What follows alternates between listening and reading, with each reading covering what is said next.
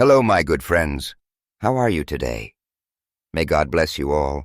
I will not introduce anything. You guys watch the video and feel it. Then let's evaluate together. The Grand Peachtree Hotel in Midtown Atlanta was a glittering beast of a place, all glass and marble with chandeliers that threw light like 1,000 tiny stars across the ballroom. The air smelled of expensive perfume, white orchids, and money, lots of it. Guests in tailored suits and shimmering gowns clinked champagne flutes, their laughter rising over the soft hum of a string quartet warming up in the corner. It was the kind of wedding that screamed Instagram aesthetic, the kind where even the napkins probably cost more than a week's rent. And Willa Hart, sitting at the grand piano in a borrowed black dress, felt like she'd been dropped into someone else's movie. Her fingers hovered over the keys, trembling just enough to make her curse under her breath. "You've got this," she told herself, brushing a stray curl behind her ear. Her hair, a cascade of tight natural coils, was pulled into a messy bun that was already starting to slip. She wasn't supposed to be here. She was a part-time music teacher, the kind who wrangled third graders with plastic recorders, not a wedding pianist for Atlanta's elite. But her best friend, Tasha, had come down with the flu and begged her to fill in. "It's just one gig, Willa," Tasha had croaked over the phone. "Play the processional, the recessional, and don't mess up the vows. Easy money, easy right." Nothing felt easy when you were surrounded by hundreds of white orchids, crystal chandeliers hanging from the ceiling like frozen rain, and guests who looked like they'd stepped out of a Vogue spread. Willa adjusted the sheet music on the stand, her eyes darting to the wedding coordinator, a wiry woman in a headset who gave her a frantic thumbs up from across the room. No pressure. Willa thought her stomach twisting. She took a deep breath, the kind that felt like it might not come back out, and pressed her fingers to the keys. The first notes of Canon in D spilled into the room, soft at first, then building like a wave. The chatter faded, replaced by the rustle of silk dresses, as the bridesmaids began their slow march down the aisle. Willa's nerves melted just a little. The music was her safe space, always had been, always had. Growing up in Sweet Auburn, where the streets hummed with history and the smell of cornbread wafted from corner diners, she'd learned to play on her mama's old upright piano. Every note was a memory, her mama's hands calloused from nursing shifts dancing over the keys, the sound of Nina Simone's voice crackling through the radio, the way music could make even the hardest days feel bearable.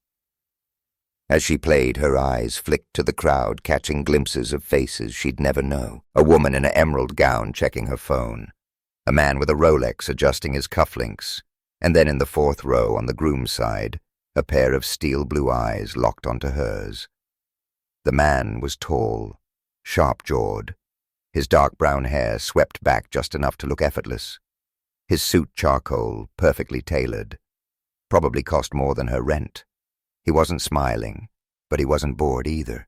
He was watching her like she was the only thing in the room worth seeing. Willa's fingers faltered for half a second, but she caught herself, letting the music pull her back.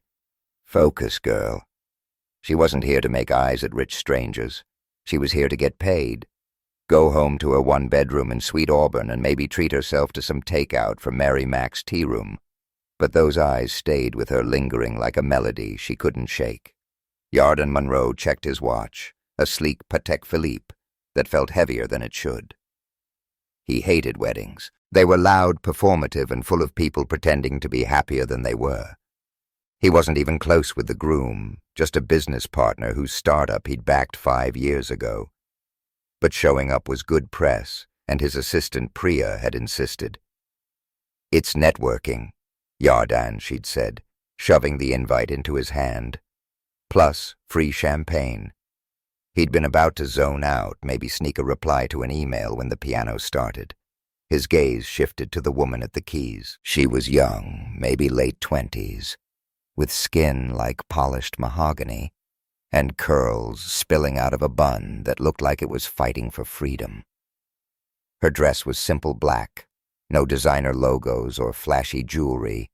She didn't belong here, not in a bad way, just in a way that made everyone else look like they were trying too hard. And the way she played, it wasn't mechanical. It was alive, like she was pouring herself into every note. Yarden leaned forward, elbows on his knees, actually interested for the first time all night. His cousin Ethan nudged him. "You're staring, man." "Shut up," Yarden muttered, not taking his eyes off her. He didn't usually notice women like this. He dated models, influencers, women who knew how to navigate his world of private jets and gala dinners. But this pianist, she looked like she didn't care about any of that, and it made him curious. The ceremony flew by in a blur of vows, rings, and applause. Willa hit the final chord of the recessional relief washing over her like a cool breeze. She'd done it. No missed notes, no disasters. She started packing her sheet music, ready to slip out before anyone could ask her to pose for photos, or worse, make small talk. But the wedding coordinator, whose headset now looked like it was surgically attached, rushed up, her eyes wide. "Oh, wait, the woman said, clutching a clipboard like it was a life raft. "Can you play during cocktail hour? The string quartet's stuck in traffic. Damn I-85 and we're screwed without music. We'll double your fee." Willa froze. She'd planned to leave to trade this glittering chaos for her couch and a glass of sweet tea, but double the fee that could cover her electric bill and a new pair of shoes that didn't pinch her toes. She glanced at the coordinator, who was practically vibrating with panic. "Sure," Willa said, forcing a smile. "Just point me where." 10 minutes later, she was tucked into a corner of the ballroom under a white canopy, playing soft jazz, some Ella Fitzgerald, a little Coltrane, as guests mingled with champagne flutes and tiny plates of oysters. She kept her eyes down, trying to stay invisible. That was her trick: blend in, do the job, get out. But she could feel those steel blue eyes on her again somewhere in the crowd, and it made her skin prickle. Yarden watched her from the bar, a bourbon in his hand. He hadn't touched. The pianist was playing My Funny Valentine now, her fingers moving like they were telling a secret. She looked out of place, but not uncomfortable, like she didn't need to belong to own the moment. "You're still staring," Ethan said, sliding onto the stool next to him with a grin. "What's the deal?" "She's not your type. Maybe that's the point." Yarden said, his voice low. He didn't know why he was so drawn to her. Maybe it was the way she played, like the music was more important than the paycheck. Maybe it was the way she didn't seem to care about the glitz around her. Whatever it was, he wanted to know more. He waited until her set ended, watching as she reached for her jacket, a worn leather thing that looked like it had seen better days. He set his drink down and made his move, weaving through the crowd. "Nice playing," he said, leaning against the piano as she looked up. Startled, Willa blinked, her heart doing a little flip. Up close, the guy was even more intimidating. Tall, with a jawline that could cut glass and eyes that made her feel like he could see right through her. Thanks," she said, tucking her jacket under her arm. Her voice came out steadier than she felt. "You're not a wedding pianist, are you?" he asked, tilting his head. She raised an eyebrow. "Is it that obvious?" He smiled, a small, genuine thing that softened his edges. "You play like you care about the music. Most people here just care about the open bar." Willa didn't know what to say to that. She wasn't used to strangers talking to her, let alone guys who looked like they belonged on a billboard. "I'm Willa," she said, extending a hand mostly to fill the silence. "Yarden," he replied, shaking it. His grip was warm, confident, and lingered just a second too long. "Friend of the groom, last-minute replacement." "Something like that," she said, pulling her hand back. "You don't strike me as the wedding type either," he laughed, a low, rich sound. "Guilty. I'm here for the optics, but you made it worth showing up." Her cheeks warmed and she looked away, pretending to adjust her sheet music. "Don't get sucked in, Willa. He's just being nice." But there was something about him, something that made her want to keep talking. "So what do you do when you're not crashing weddings?" she asked, glancing up. He shrugged like it was no big deal. "I invest in things. Startups. Tech real estate." She squinted. So like a venture capitalist. Something like that. He didn't elaborate, and she didn't press. Instead, she tilted her head, a spark of mischief in her eyes. What's a venture capitalist doing listening to jazz at a wedding? Maybe I'm trying to figure out why it sounds better coming from you, he said, his voice dropping just enough to make her pulse skip. Before she could respond, a loud crash echoed across the ballroom, followed by a chorus of gasps. Willa's head whipped around her stomach, dropping. There by the dessert table stood Camille Jackson, her best friend and self-proclaimed +1 chaos agent, holding an empty tray as a cascade of champagne flutes lay shattered on the floor. Camille, in a bright red dress that screamed, "Look at me," was frozen. Her phone still raised from trying to snap a selfie with the decorative lanterns overhead. "Oh, shit," Camille said loud enough for half the room to hear. That was not the vibe. Willa's face burned. She wanted to sink into the floor. Camille had insisted on coming as her moral support, promising to stay chill. Clearly that plan was out the window. Guests were staring, some laughing, others whispering behind their hands. The wedding coordinator looked like she might cry. Willa started to move, ready to drag Camille out before she caused more damage, but Yardan touched her arm lightly. "Hold up," he said, his eyes glinting with amusement. "She's got this." Sure enough, Camille recovered with the grace of a seasoned performer. "Y'all, my bad," she called, flashing a grin that could charm a snake. "Just trying to get the perfect shot for the gram. Who's got a broom?" A few guests chuckled, and a server rushed over to clean up the mess. Camille caught Willa's eye and mouthed, "Sorry, girl." Willa shook her head, half laughing, half mortified. "That's my friend," she said to Yardan, who was still smirking. "She's a character," he said. "You two must keep each other on your toes." "You have no idea," Willa muttered. She glanced at the clock on the wall. Her set was done, and she needed to get out before Camille started a conga line or something worse. "I should go. Gotta make sure she doesn't burn the place down." "Let me buy you a drink first," Yardan said, his tone casual, but his eyes serious. "As a thank you for saving this wedding from musical disaster." Willa hesitated. Her instincts screamed to say no, to keep her head down and stay invisible like she always did in places like this. But there was something about him, maybe the way he didn't push, or the way he seemed genuinely curious about her, that made her pause. "Okay," she said, surprising herself. "But I'm sticking to water. Gotta drive home." He grinned, like he'd just won something. "Deal." They walked to a quieter corner of the ballroom, where a small bar was set up with a bartender who looked bored out of his mind. Yardan ordered a sparkling water for her and another bourbon for himself. As they leaned against the bar, the noise of the party faded, and it was just them, two strangers in a sea of glitter. "So what's the real gig?" Yardan asked, swirling his drink. "When you're not saving weddings, I teach music," Willa said, wrapping her hands around her glass. "Mostly at a community center in West End kids' recorders, the occasional violin string snapping in my face." He laughed. "Sounds like you've got patience for days.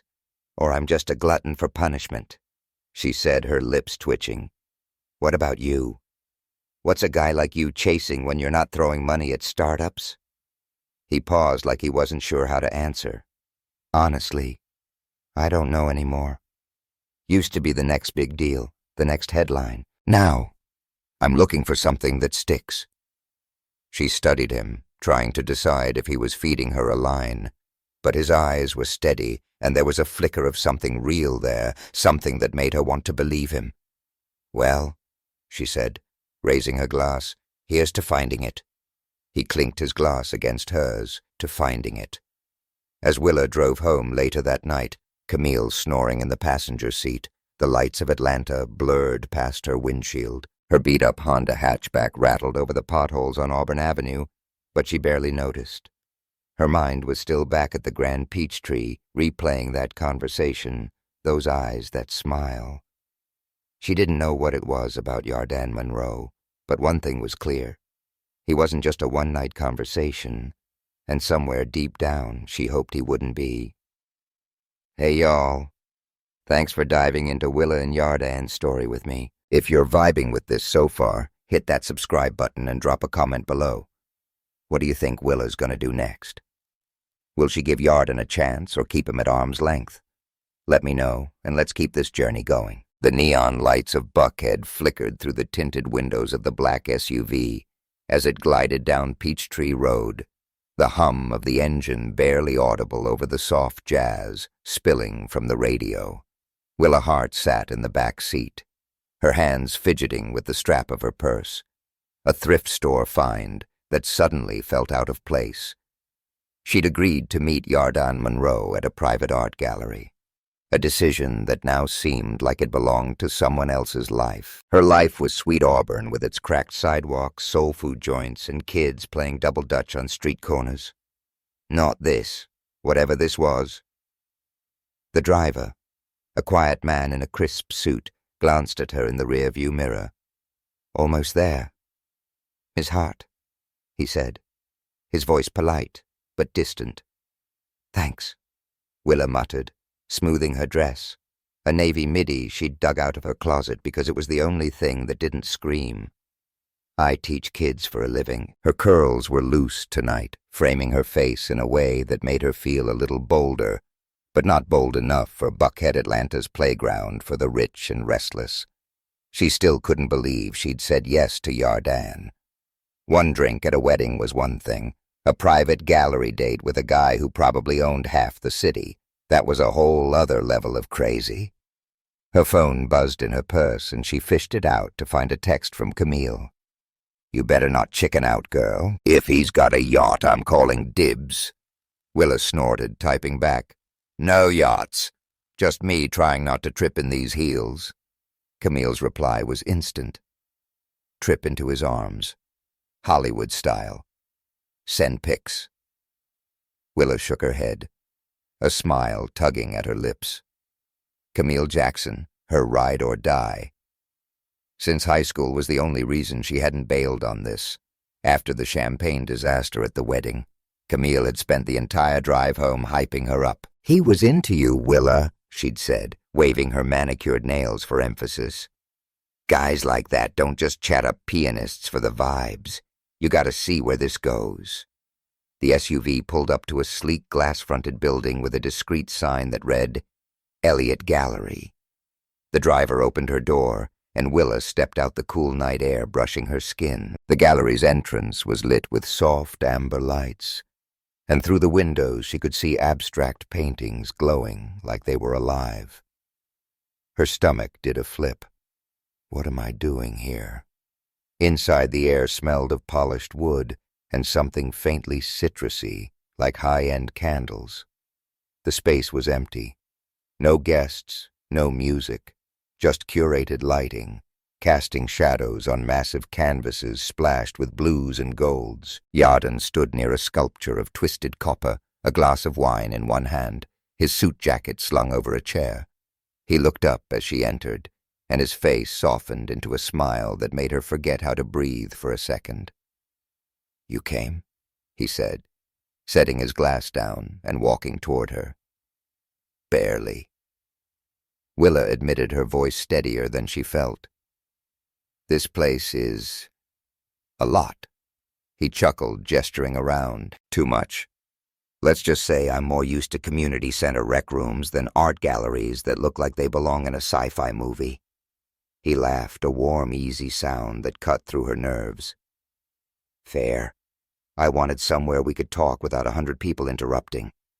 You mentioned you like art, so...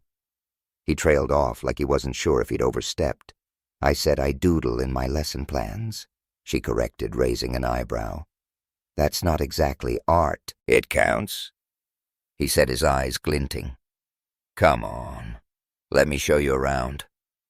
They wandered through the gallery, pausing at a painting of colliding grays and blues like a storm caught on canvas. Willa tilted her head, studying it. This one feels like regret, she said, almost to herself. Yardan glanced at her intrigued regret.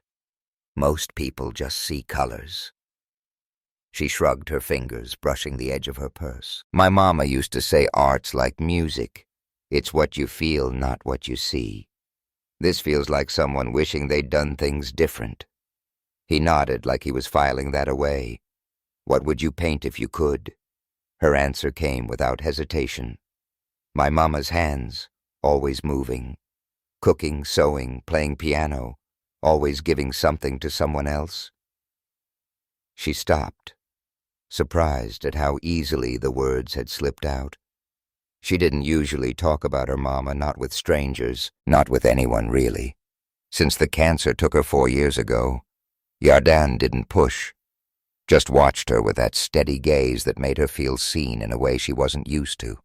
Sounds like she was something special, he said quietly. She was. Willa set her throat tight. She turned back to the painting, needing a distraction.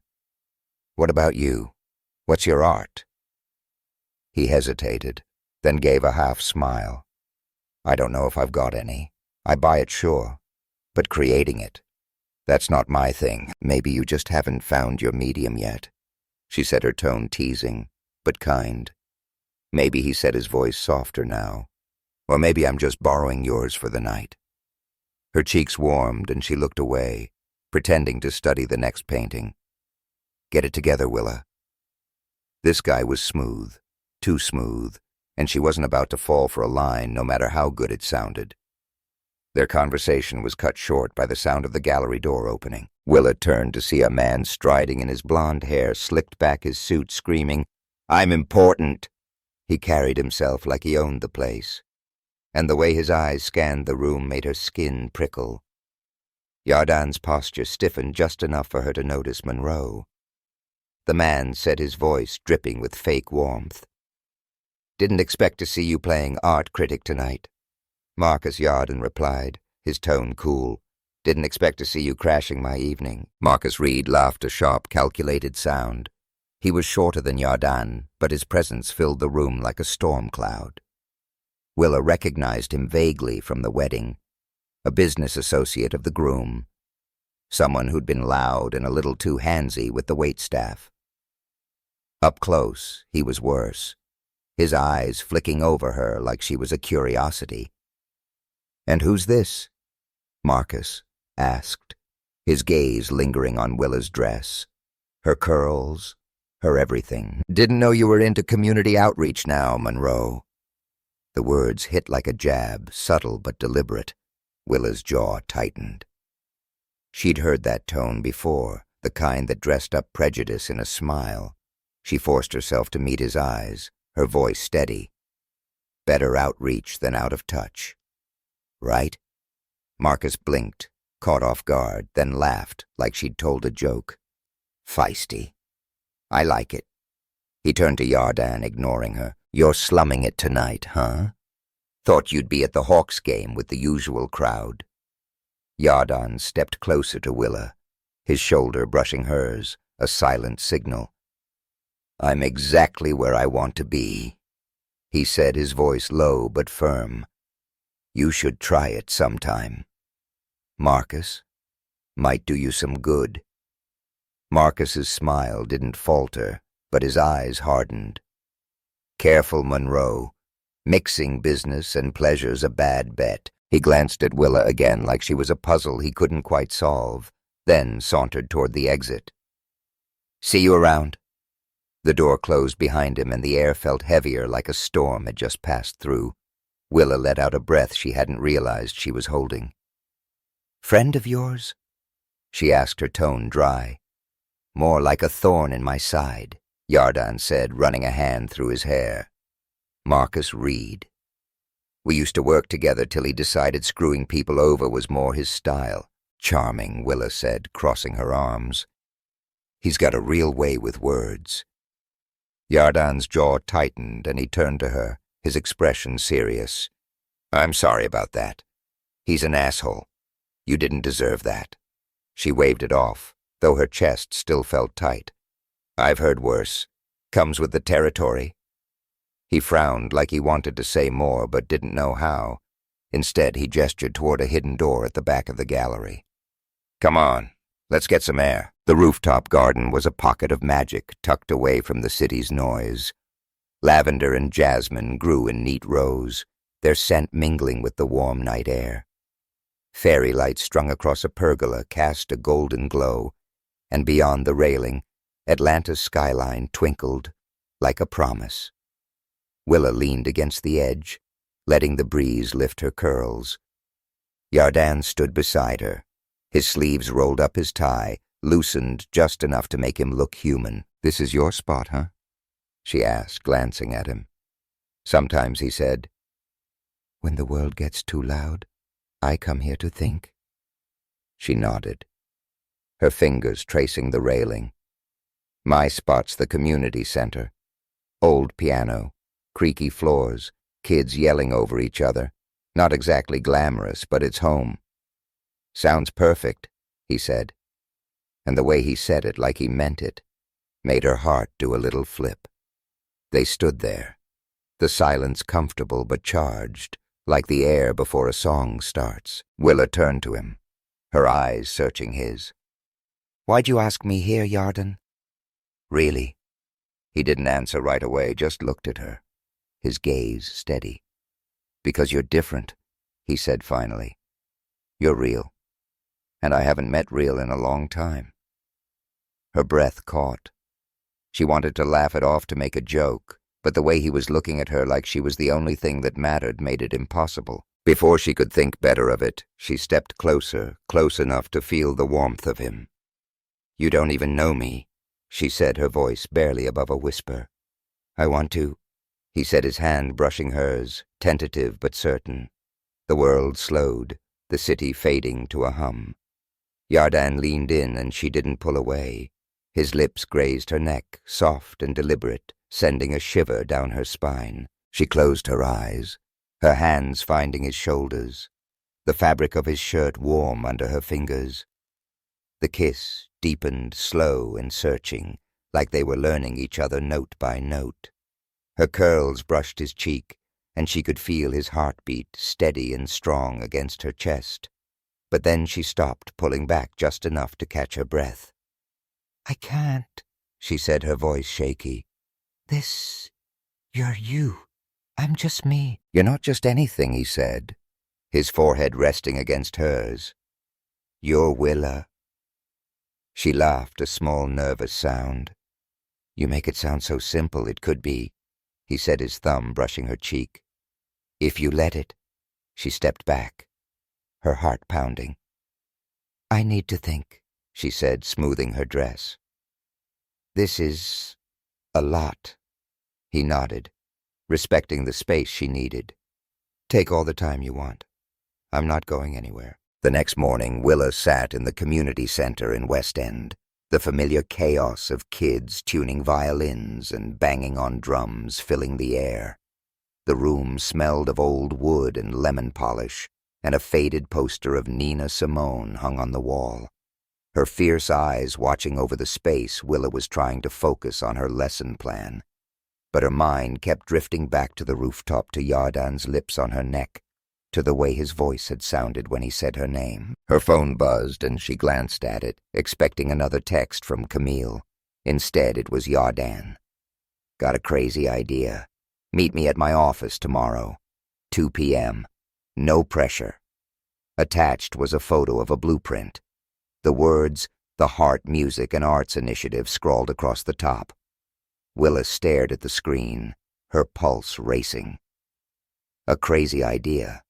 From a guy like Yardan that could mean anything, a concert, a charity, a whole damn building. She didn't know what she was walking into, but one thing was clear. Saying yes to him was starting to feel like stepping off a cliff. And for the first time in a long time, she wasn't sure she wanted to play it safe. "Hey, y'all.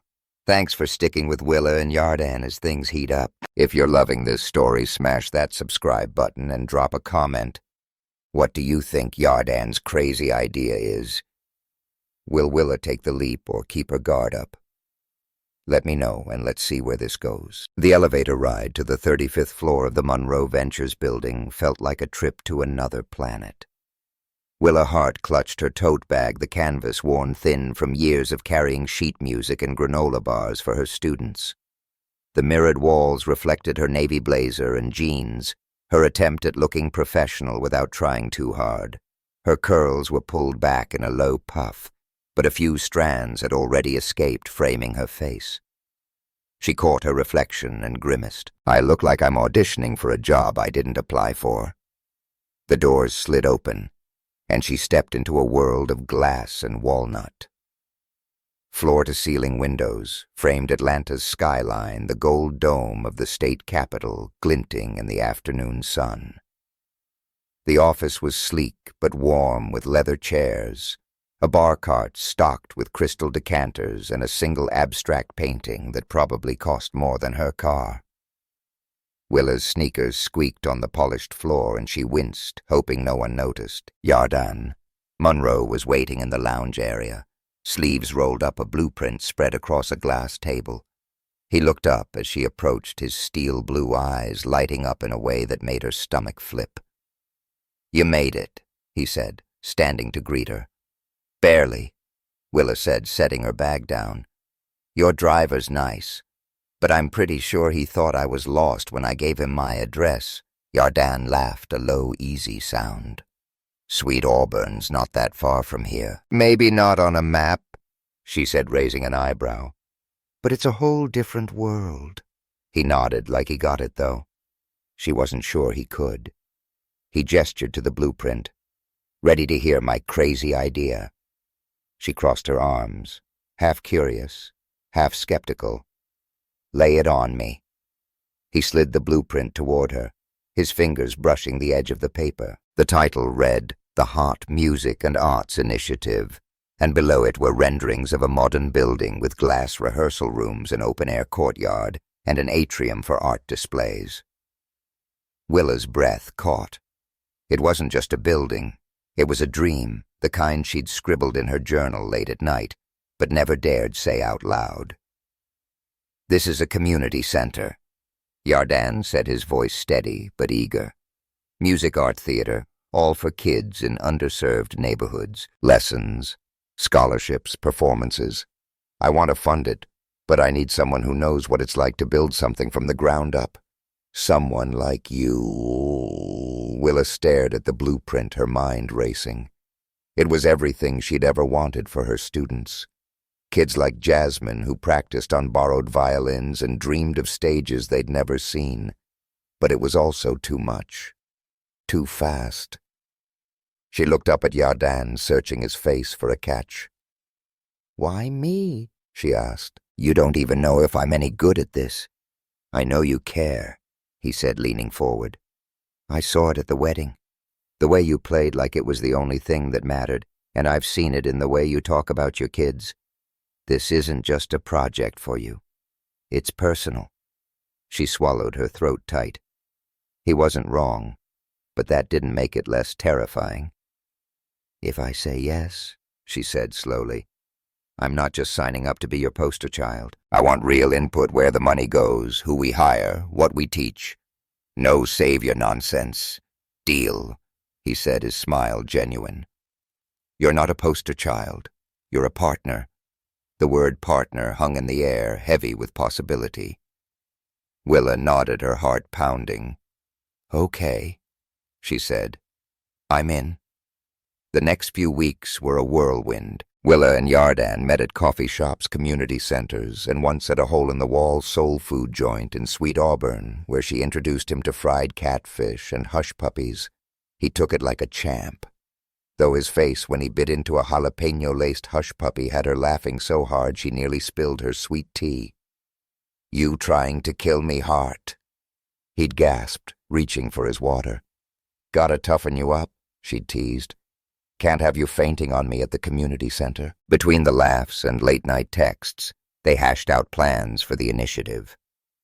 Willa brought ideas for free after-school programs and partnerships with local schools, while Yardan lined up investors and navigated city permits. It wasn't all smooth. Willa pushed back when he suggested a flashy PR campaign, insisting on keeping it real. "These kids don't need billboards," she said. "They need teachers who show up." He listened, and that meant more to her than she'd expected. But the real test came at a funding meeting in a sleek conference room at Monroe Ventures. Willa sat at the table, her notebook open, surrounded by investors in suits that cost more than her rent. Yardan was beside her, calm but focused, presenting the initiative with slides and projections. The investors nodded, asked questions, seemed impressed. Until Marcus Reed walked in. Willa's stomach sank as Marcus took a seat, his blonde hair slicked back, his smile sharp as a blade. "Sorry I'm late," he said, not sounding sorry at all. "Heard about your little passion project, Monroe. Thought I'd see what the fuss is about." Yardan's jaw tightened, but he kept his cool. "Glad you could make it, Marcus. We're just wrapping up." Marcus leaned back, crossing his arms. "I've got to say it's a nice story. Music kids saving the world. But let's be real. This is a feel-good waste of money. You're not going to get a return on this, and you know it." The room went quiet. The investors shifting uncomfortably. Willa felt her face heat up, anger bubbling under her skin. She glanced at Yardan, expecting him to fire back, but he was looking at her, his eyes steady like he was waiting for her to take the lead. She took a deep breath and stood, her hands gripping the edge of the table. "Can I say something?" she asked, her voice clear despite the tremor in her chest. The investors turned to her, some curious, others skeptical. "My mama was a nurse." She began, her eyes sweeping the room. Worked double shifts, came home with her feet swollen, but every night she'd sit at our old piano and play. Didn't matter how tired she was. That music was her way of forgetting. We were broke, of believing things could be better. She taught me that music isn't just notes. It's hope. And that's what this initiative is about. It's not about returns. It's about giving kids like I was a chance to dream before the world tells them they can't. The room was silent, the air thick with her words. Yardan's eyes were on her, bright, with something that looked like pride. One of the investors, an older woman with silver hair, nodded slowly. "That's compelling, Ms. Hart," she said. "I'm in." Another investor raised a hand. "Me too." Marcus's smile faltered, but he recovered quickly, clapping like it was all a show. "Nice speech," he said, his tone dripping with condescension. "But dreams don't pay bills." Willa didn't flinch. "Maybe not," she said, "but they build futures." The meeting ended with more pledges than they'd hoped for, and as the investors filed out, Yardan leaned close to Willa, his voice low. "You just saved this whole thing," he said. "I knew you were the right person for this." She smiled, her chest warm, but the victory was short-lived. As they gathered their things, the conference room door opened and a woman walked in. She was tall, elegant, her silver blonde hair swept into a chignon, her designer suit screaming. Old money. Willa didn't need an introduction to know who she was. The resemblance was unmistakable. "Yardan," the woman said, her voice cool and precise. A word. Yardan's expression tightened, but he nodded. "Willa, this is my mother, Eleanor Monroe. Mom, this is Willa Hart, my partner on the initiative." Eleanor's eyes flicked to Willa, assessing her in a single piercing glance. "Charmed," she said, her smile polite but distant. "I've heard about your project." Willa forced a smile, her stomach twisting. "Nice to meet you," she said, though she could feel the weight of Eleanor's judgment.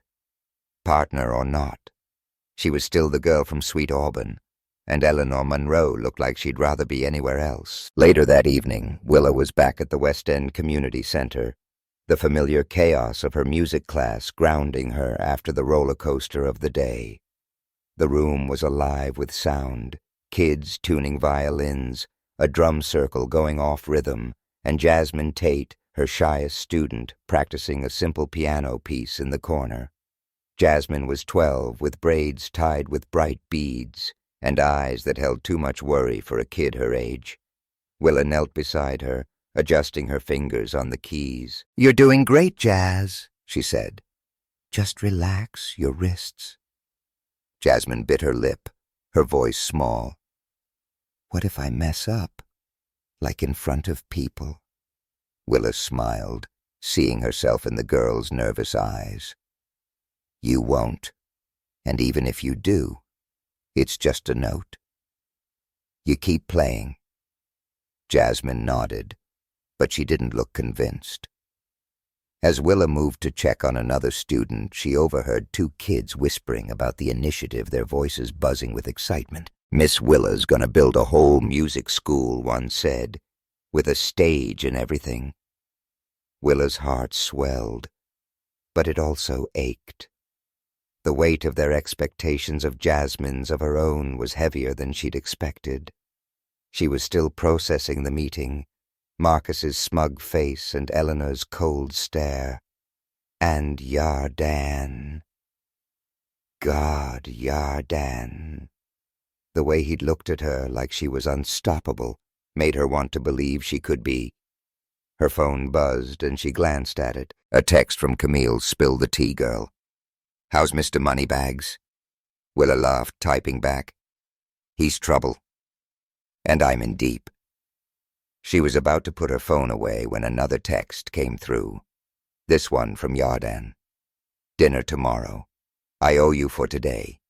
You were incredible." Attached was a photo of the blueprint, now marked with her handwritten notes from their meetings.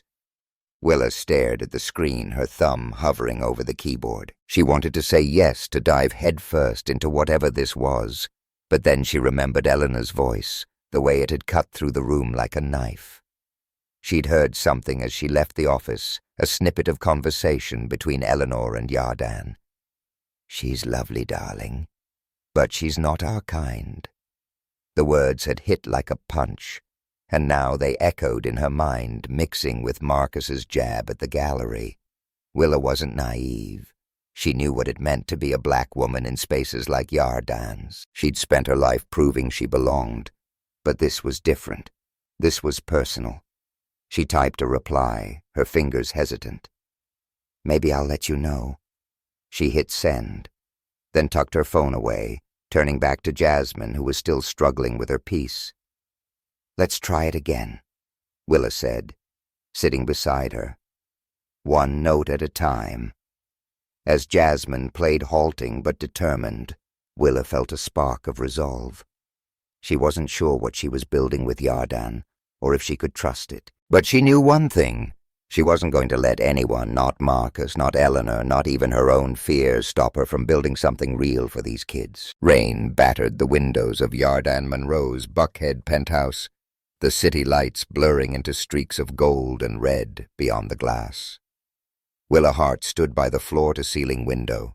Her arms crossed her navy dress, clinging to her skin, soaked from the downpour she'd walked through to get here. Her curls were a wet, defiant mess, dripping onto the hardwood floor. She didn't care. She was too angry, too confused, too everything to worry about looking like a drowned rat. Yardan stood a few feet away, his shirt untucked, his hair disheveled from running his hands through it. The air between them crackled heavy with the fight they'd just had. It had started at the community center, where Willa had confronted him after seeing a news article online, Monroe's charity stunt, venture capitalists' latest PR ploy. The byline credited a source close to Marcus Reed, and the article painted the Heart Music and Arts Initiative as a vanity project, a way for Yardan to polish his image after a string of bad press. "You should have told me this was a game." Willa said, her voice sharp, cutting through the patter of rain. "All this talk about hope about kids, it's just a way to make you look good, isn't it?" Yardan's jaw clenched, his eyes flashing. "You think I'd drag you into this? Put everything on the line for PR? Willa, I'm not Marcus. That article is bullshit. Then why didn't you shut it down?" She shot back, stepping closer. You've got money, lawyers, connections. You could have buried it before it hit my kids' parents, before they started asking if I'm just your token black girl for the cameras." He flinched like her words had landed a punch.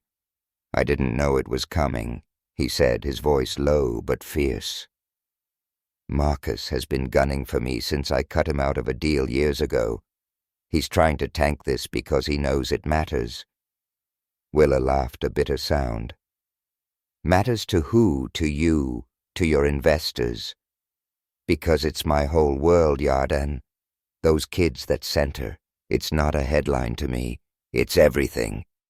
He took a step toward her, closing the distance. "It's everything to me, too," he said, his voice dropping raw with something she hadn't heard before. "You think I'm in this for clout? I'm in this because of you. Because you make me want to be better than the guy I was." Her breath caught, but she didn't back down. "You don't get it," she said, her voice trembling now. "People like me don't get second chances. If this falls apart, I'm not the one who walks away with a trust fund. I'm the one who goes back to scraping by, wondering why I thought I could play in your world." He reached for her, his hands hovering near her arms, not quite touching. "You're not playing," he said. "You're leading, and I'm not going anywhere. Willa, not unless you tell me to." The rain roared outside, a curtain of sound that made the penthouse feel like the only place left in the world. Willa's chest heaved, her anger warring with something deeper, something that had been building since the wedding, since the rooftop, since every late-night call and shared laugh.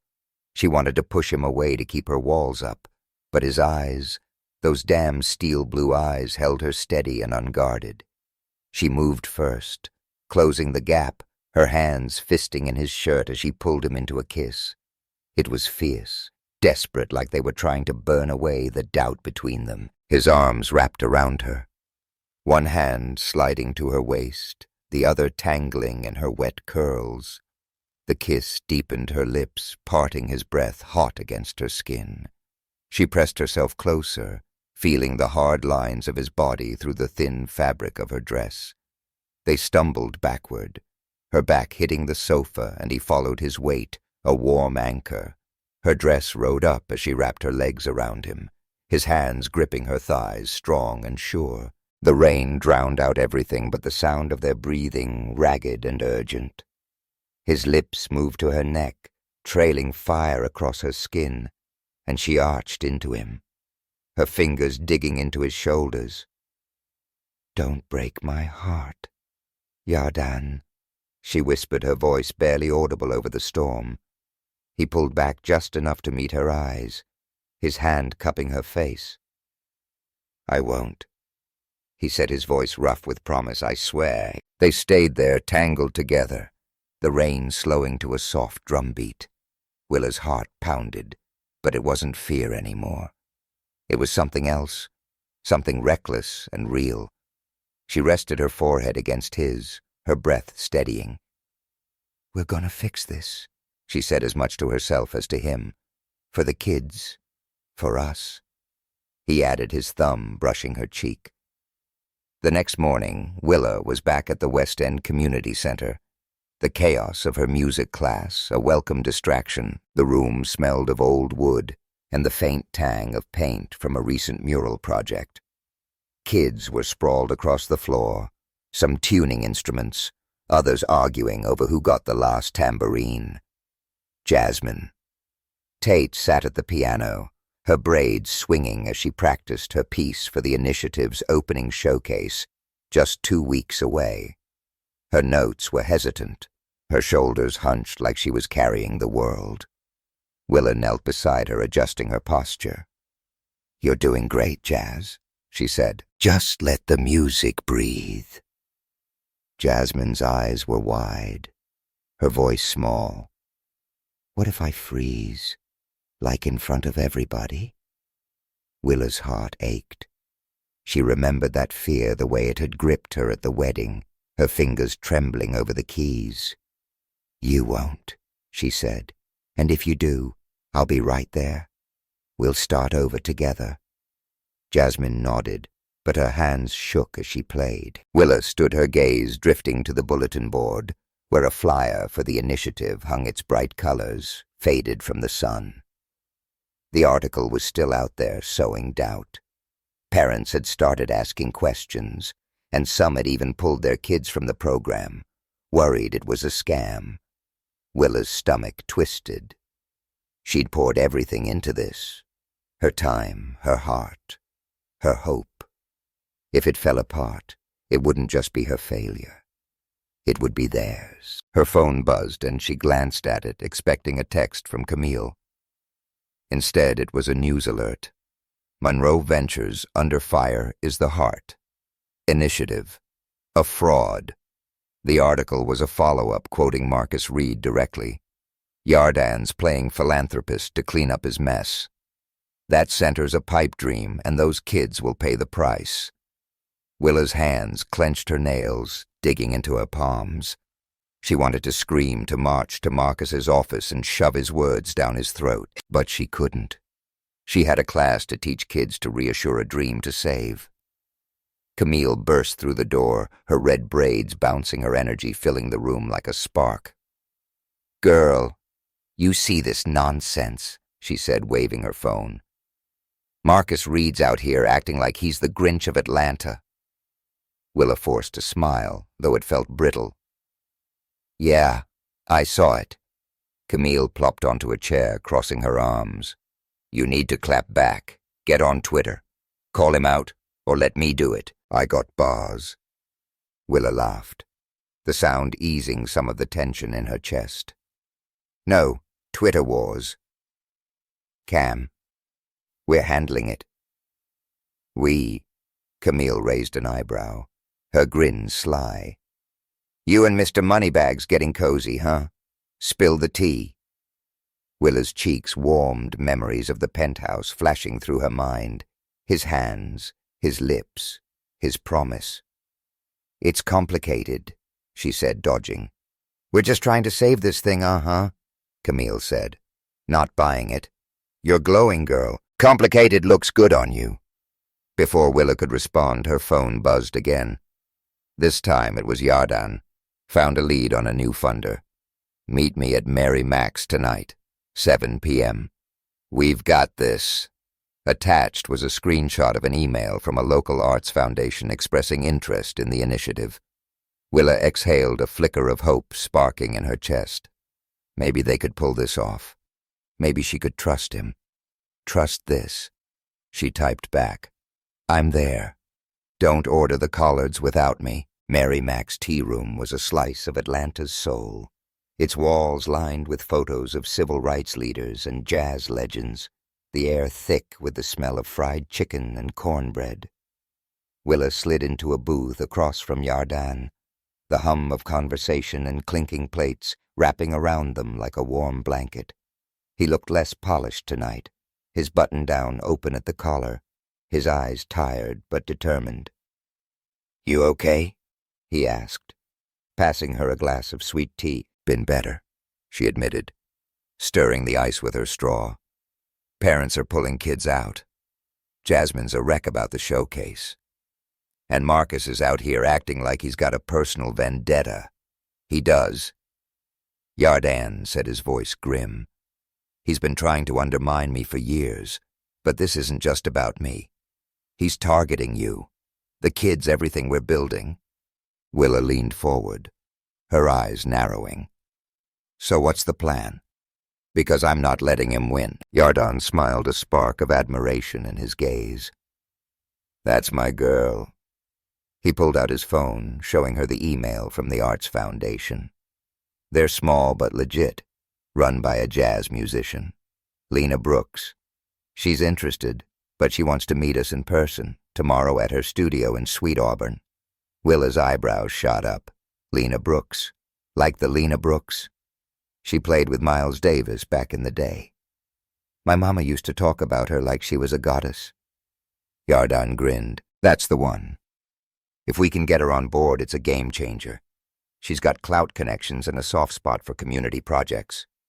Willa nodded, her mind racing. Lena Brooks could save the initiative, but it would take more than a meeting. They'd need to prove the project was real, not just a rich guy's whim. And with Marcus stirring the pot, that wouldn't be easy. As they ate fried catfish for her peach cobbler for him, Willa felt the weight of the day lift just a little. Yarden told her about his first trip to Atlanta, how he'd gotten lost in Midtown and ended up at a dive bar with the best jukebox he'd ever heard. She laughed, sharing her own story of sneaking into a jazz club at 16, pretending she was older to hear a local band. For a moment, it was just them two people trading stories, the world outside fading away. But then she remembered Eleanor's words. She's not our kind. And the doubt crept back in. She set her fork down, her voice quiet. Your mom doesn't like me, she said. I heard her after the meeting. She thinks I'm... what a phase. Yarden's face darkened, his hand reaching for hers across the table. My mom's wrong, he said. She's stuck in her old money bubble, but she'll come around. I'm not her. Willa, I choose you. Her heart skipped, but she pulled her hand back, needing space. It's not just her, she said. It's all of it, Marcus. The articles, the way people look at me when I'm with you, like I'm your charity case, not your... She trailed off, not sure what word fit partner-girlfriend. Something more. You're my everything, he said, his voice low and certain.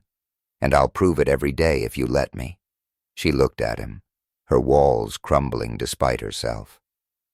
You better, she said, a small smile breaking through, because I'm not easy to win over. He laughed, leaning back. Trust me, I'm learning that. As Willa drove home, the rain now a soft drizzle, she thought about the penthouse, the center, the kids. Jasmine's scared eyes, Camille's relentless optimism, Yardan's hand in hers. The initiative was hanging by a thread and Marcus was sharpening his knife. But for the first time, she felt like she wasn't fighting alone.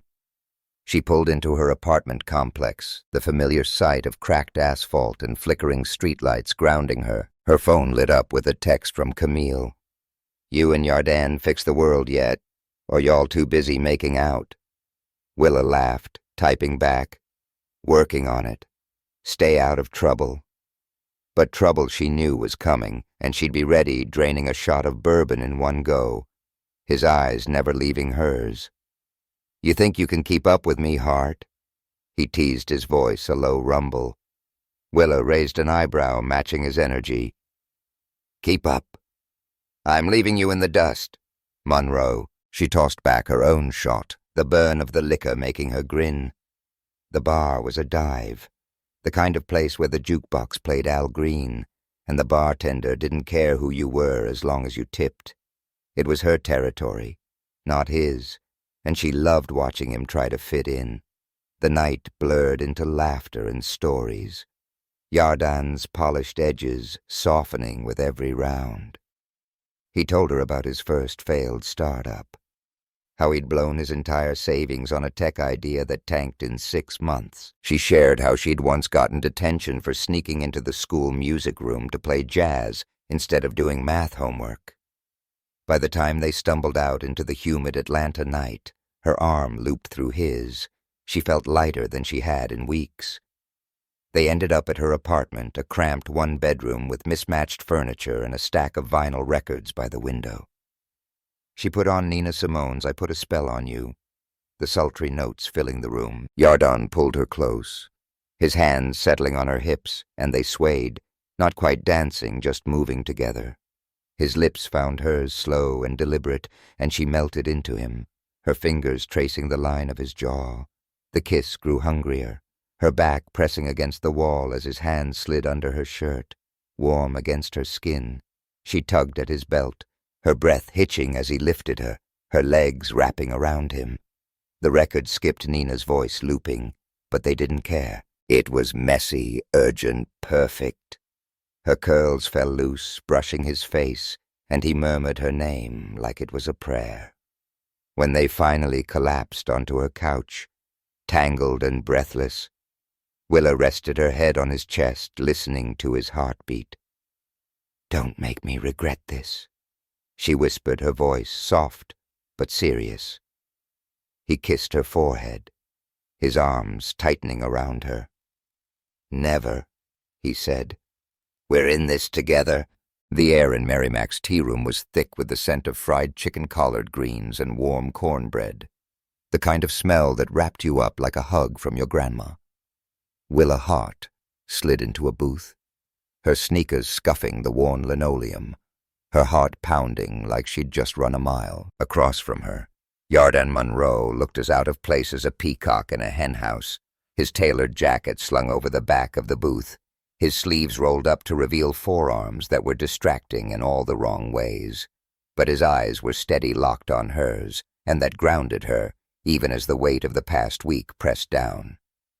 They were here to meet Lena Brooks, the jazz legend who could save the Heart Music and Arts Initiative. The articles Marcus Reed had planted were still doing damage, scaring off donors and sowing doubt among parents at the West End Community Center. Willa had spent the morning reassuring Jasmine Tate, her shyest student, that the showcase was still on, even as she fought her own fears that it might all fall apart. Yardan's lead on Lena was their last shot, and Willa wasn't sure she could handle another disappointment. "You nervous?" Yardan asked, passing her a glass of sweet tea, the ice clinking softly. "Me? Nah," Willa said, her tone dry. "Just wondering if I should have worn something fancier than jeans to meet a woman who jammed with Miles Davis." He grinned, leaning back. "You look perfect. Lena's not about flash. She's about soul." Willa raised an eyebrow, stirring her tea. "You sound like you know her." "I don't," he admitted, "but I know her music. And I know she's got a soft spot for projects like ours. If we can show her what this means, she's in." Willa nodded, but her stomach twisted. What this means? To her, it meant Jasmine's trembling hands on the piano, the kids who showed up to her class with empty stomachs but full hearts, the memory of her mama's voice saying, "Music's your way out, baby." To Yardan it was. What? A chance to do good, a way to prove he wasn't like Marcus, or something deeper, something tied to the way he'd held her in his penthouse, promising not to break her heart. Before she could spiral, the door swung open and Lena Brooks walked in. She was in her late 60s, her hair a crown of silver braids, her eyes sharp behind gold-rimmed glasses. She wore a flowing caftan in shades of turquoise, and her presence filled the room like a note held just right. Willa's breath caught. This was the woman her mama had idolized, whose records had spun in their living room on Sunday afternoons. Lena Yardan said, standing to greet her, "Thanks for coming." She waved him off, her voice warm but no nonsense. "Sit down, boy. I'm here for the food and the pitch, not the formalities." Her eyes landed on Willa, and a smile curved her lips. "You must be Willa Hart. Your mama was Janine, wasn't she?" Willa blinked, stunned. You knew my mama." Lena slid into the booth, her gaze softening. "Knew her. We took piano lessons together as kids right here in Atlanta. Janine had a fire in her, could play Chopin like it was jazz. Broke my heart when she passed." Willa's throat tightened, her fingers gripping her glass. "She talked about you all the time," she said, her voice barely steady. "Said you were the reason she kept playing." Lena's smile widened, but there was a flicker of sadness in it. She left something behind. "You know? A piece she never finished. I've got the sheet music at my studio, been waiting for the right person to take it up." Willa's heart skipped. A piece like a song. "More than a song," Lena said, leaning forward. "It's a story. Your mama called it. Rise Up. She wrote it for you before you were born. I want you to finish it, Willa. For her. For your kids, for this initiative." Willa stared, her mind reeling. A piece her mama had written left incomplete, like a promise she'd never kept. The weight of it settled in her chest, heavy but warm. I don't know if I can," she admitted. "I'm not her." Lena reached across the table, her hand firm on Willa's. "You're enough," she said, "and I'm not just here for nostalgia.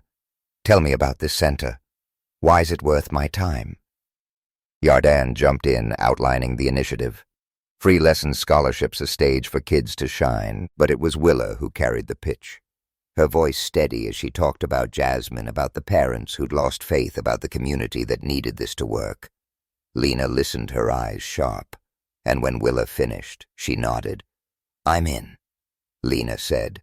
My foundation will fund the first year, but I want that piece performed at the opening, by one of your kids with you on piano. Deal? Willa's eyes stung, but she smiled. Deal? The night of the showcase, the West End Community Center was transformed. The old gym had been cleared out, replaced with rows of chairs, a small stage lit with soft lights, and a grand piano that Yardan had somehow wrangled from a donor. The air smelled of fresh paint and anticipation. The walls lined with student artwork, bright murals of jazz legends and Atlanta landmarks. Willa stood backstage, her black dress simple but elegant, her curls loose and framing her face. Her hands were steady, but her heart was a drumbeat. Jasmine was beside her in a purple dress that matched her beaded braids, her eyes wide with fear. Miss Willa, she whispered, I can't do this. There's too many people. Willa knelt, taking Jasmine's hands. You can, she said. You're not just playing for them. You're playing for you, for your mama, for mine. We're all here with you. Jasmine nodded, but her lip trembled. Willa pulled her into a hug, whispering, You've got this, Jazz. I'm right behind you. The crowd was a mix of parents, local leaders, and a few investors who'd stuck with the initiative despite Marcus's smear campaign. Camille was in the front row, her red braids glowing under the lights, snapping photos like a proud auntie. Yardan was near the back, his suit traded for a blazer and jeans, his eyes finding Willa's across the room. He gave her a nod, steady and sure, and she felt a spark of courage. The MC, a local radio host, took the stage, his voice booming. Welcome to the Heart Music and Arts Initiative showcase, y'all. Tonight, we're celebrating our kids, our community, and a vision that's gonna change Atlanta.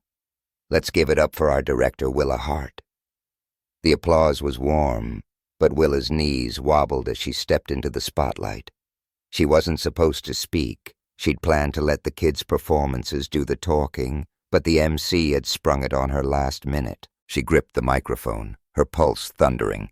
I didn't plan a speech, she said, her voice shaking but clear. But I guess that's fitting, 'cause none of this was planned. A few months ago, I was just a substitute pianist at a fancy wedding playing for people who didn't know my name. I didn't belong there, not in those gardens, not in those borrowed shoes. But that night changed everything. She paused, her eyes sweeping the crowd, finding Yardan's. I used to think if I stayed quiet, kept my head down, I wouldn't lose anything. But that kind of safety keeps you small. This initiative. These kids, they're teaching me to dream bigger.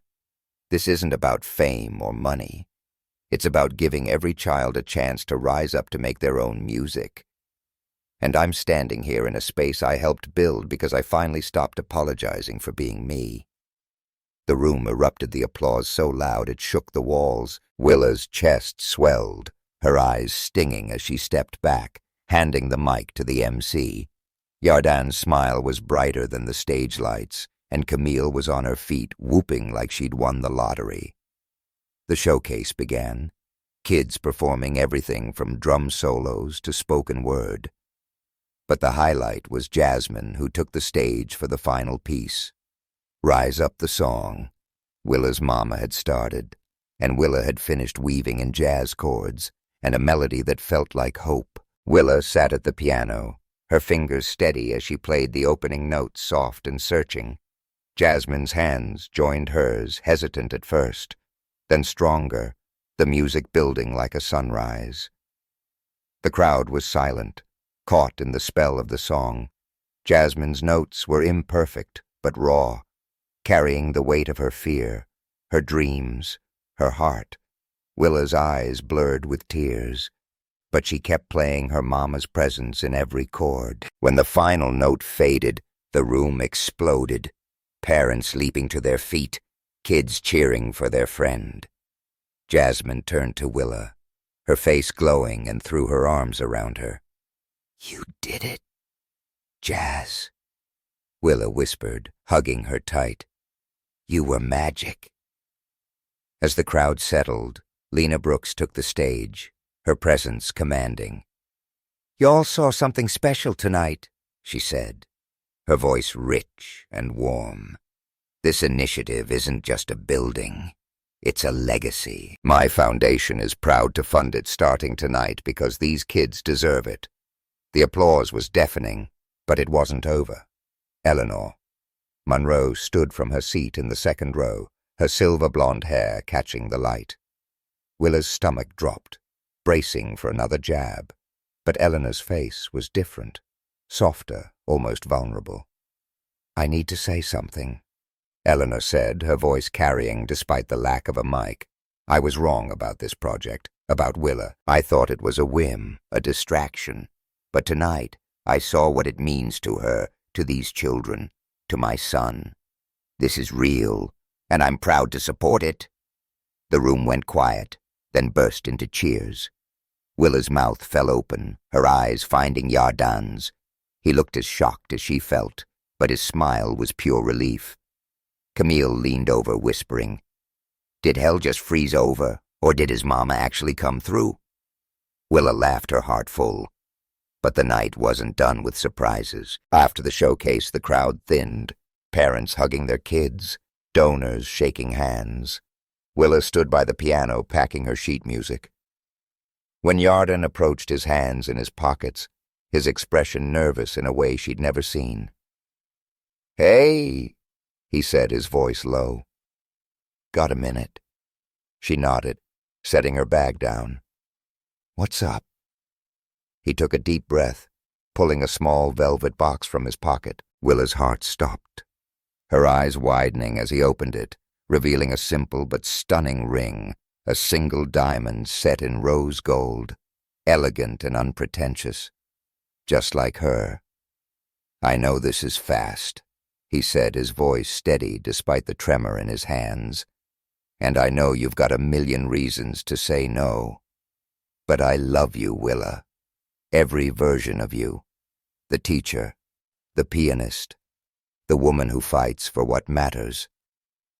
I want to build a life with you, not just a center. Will you marry me?" The room spun the air thick with the weight of his words. Willa's throat closed, her mind racing. She loved him. She knew it in her bones, had felt it in the penthouse in every laugh and late-night call. But this was huge, bigger than she'd ever imagined. Her eyes flicked to the ring, then back to his face, searching for certainty. She started, her voice breaking. "I need time, Yardan. This is bigger than us now. The kids, the center, it's all tied up in this." His face fell, but he nodded, closing the box. "I get it," he said, his voice soft. "Take all the time you need. I'm not going anywhere." She reached for his hand, squeezing it. "Thank you," she whispered, "for asking, for everything." He smiled, a little sad, but still warm, always. As Willa drove home, the city lights blurring past her windshield, her mind was a tangle of emotions. Jasmine's triumph, Lena's gift, Eleanor's change of heart, Yardan's ring. She'd finished her mama's song, built something real, but the future was still a question mark. She pulled into her apartment complex, the familiar sight of cracked asphalt and flickering streetlights grounding her. Her phone lit up with a text from Camille. "You slayed tonight, girl. Also, did I see a ring spill?" Willa laughed, typing back. "Long story. Tell you tomorrow." But as she climbed the stairs to her apartment, the weight of the night settled in her chest. She'd risen up just like her mama's song. But where that rise would take her with Yardan, with the center, with herself, she didn't know yet. And for the first time, that uncertainty felt like freedom. The lake house sat nestled in the pines just outside Atlanta. its wooden deck stretching toward a glassy expanse of water that caught the last light of the sun. Willa Hart stood at the edge of the deck, barefoot, her toes curling against the warm wood. The air smelled of earth and cedar, and a soft breeze lifted her curls, now loose and wild after a long day. Her slate-blue dress rippled around her knees, a simple choice she'd thrown on without much thought, but it felt right for this place. Quiet, unpretentious, real. She closed her eyes, letting the sound of lapping waves wash over her, a moment of peace after the whirlwind of the past month. Yardan Monroe was inside, rummaging through a cooler for beers, his laughter echoing as he cursed the stubborn bottle opener. They'd come here to escape, to breathe after the Heart Music and Arts Initiative's opening had turned their world upside down. The showcase had been a triumph. Jasmine's performance, Lena Brooks's funding, Eleanor Monroe's unexpected support, but it had also left Willa reeling. Yardan's proposal, that small velvet box, was still a question mark in her mind, a melody she hadn't found the rhythm for yet. "Hey, you gonna stand there all night, or you coming to eat?" Yardan called, stepping onto the deck with 2 beers and a plate of grilled chicken wings, the kind he'd insisted on making himself after a YouTube tutorial gone hilariously wrong. His shirt was untucked, his hair a little messy, and the sight of him so human, so hers, made her heart ache in the best way. She smiled, walking toward him. "You burn these wings? Monroe and I'm driving back to Atlanta for takeout." He clutched his chest, mock offended. "Have some faith, Hart. I'm a culinary genius now. Genius, huh?" she teased, grabbing a wing. "We'll see." They sat at a small table on the deck, the lake reflecting a sky streaked with peach and gold. The wings were not terrible, though. Willa caught Yardan sneaking a glance to see if she'd wince. She didn't, mostly because the hot sauce was good enough to cover his rookie mistakes. They ate in comfortable silence, the kind that didn't need filling, the kind that came from knowing someone deeper than words. "So," Yardan said, wiping his hands on a napkin, "you gonna tell me what's been spinning in that head of yours? You've been quiet since we got here." Willa took a sip of her beer, the cold bite grounding her. "Just processing," she said. "The showcase. The center, Lena. Your mom, you." She glanced at him, her eyes softening. "It's a lot." He nodded, leaning back, his gaze steady. "I know, and I meant what I said, Willa. No pressure on the... you know." He tapped his pocket where she knew the ring box was hiding. "I just want you to be sure." She smiled, a little sad, a little grateful. "You're too good at this, you know that, making me feel like I can take my time." He laughed, reaching for her hand across the table. "Good, 'cause I'm not going anywhere." Her fingers laced with his warm and sure, but her mind drifted back to the showcase, to Jasmine's trembling hands, to the weight of her mama's song. The center was open now, kids streaming in every day, their laughter echoing through the glass rehearsal rooms. Willa had accepted a guest lecturer position at Spelman College, teaching music education, 2 days a week, and the local paper was running a feature on her next week. It was everything she'd dreamed of, but it came with a new kind of fear, the fear of holding it all together, of being enough. "You ever wonder why we're doing this?" she asked, her voice soft. "Not just the center, but us? Why it feels so big?" Yardan's thumb brushed her knuckles, his eyes searching hers. "Because it is," he said. "You're not just building a center, Willa. You're building a legacy, and me. I'm trying to build something that lasts, something that's not just deals and headlines. With you." Her throat tightened, and she looked out at the lake, the water shimmering like a promise. "I want that," she whispered. "I just don't know if I'm ready for forever." He squeezed her hand, his voice gentle. "Then we'll take it one day at a time, starting with tonight." She laughed, the sound breaking the tension. Smooth Monroe. real smooth. Later, as the sun dipped below the horizon, they cleared the table and wandered back to the deck. Yardan pulled her close, his arms wrapping around her from behind his chin, resting on her shoulder. The lake was a mirror now reflecting the first stars, and Willa leaned into him, her body fitting against his, like it was made to. "Dance with me," she said, turning in his arms, her eyes glinting with mischief. "There's no music," he said, but he was already swaying his hands, settling on her hips. "Then hum," she said, her arms looping around his neck. He did a low, tuneless melody that was more vibration than song, but it was enough. They moved together, slow and unhurried, the deck creaking under their feet. Willa's dress rippled in the breeze, her curls brushing his cheek, and for a moment the world was just them. No articles, no doubts, no expectations. "I never imagined this," she said softly, her forehead against his. "Not in a million years."